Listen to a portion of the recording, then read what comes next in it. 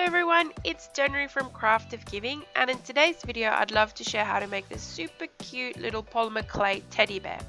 So first things first, you'll need to decide what color your teddy bear will be and then start cutting up your clay accordingly. Now I'm just using this one piece of clay plus a little bit of extra from another one of the same color, and I'm starting out by rolling a fairly big ball. Now depending on the size of your teddy bear that you want, I started out rolling my ball for my teddy bear's little body. I then cut off a little section of the clay and then cut that in half to create nice big fat little teddy legs. So for each little piece I have here in my hands, I'm rolling into ball first and just smoothing out any crease lines, and then I'm going to roll it out into a ball and then sort of flatten it into a little teardrop sort of shape, if you would like to call it that. So this is going to be the little legs of our teddy bear.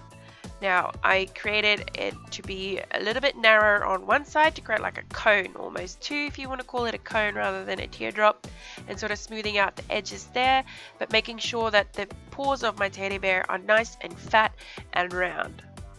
I then attached my legs to each side of my little teddy bear's body, and using a smaller bit of clay I rolled it into a little bean shape, if you like, and then cut that in half to create the two arms by rolling it out into my little cone shapes as well, making sure that one side is a bit narrower. So this is going to be the shoulder part, and then my hands, paws I should say, are nice and fat and fluffy looking, because I really love teddies who look a bit like this.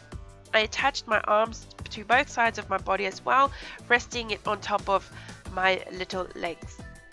I then went ahead and rolled out a nice fat ball of clay for the head that I sort of created and sort of shaped into a little bit of a rough triangle shape, but not a full-on triangle shape, just to get that teddy bear's head shape.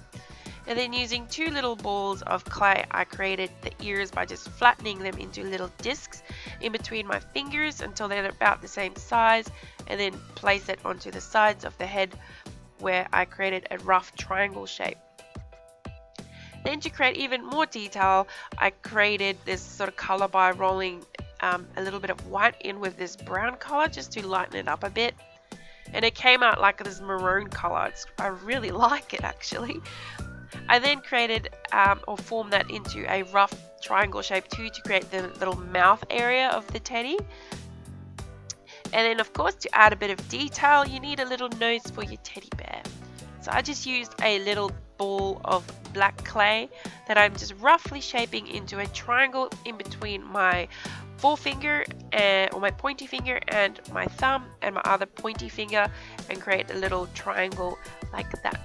I added a bit more detail using a toothpick and my pliers to create the mouth of my little teddy.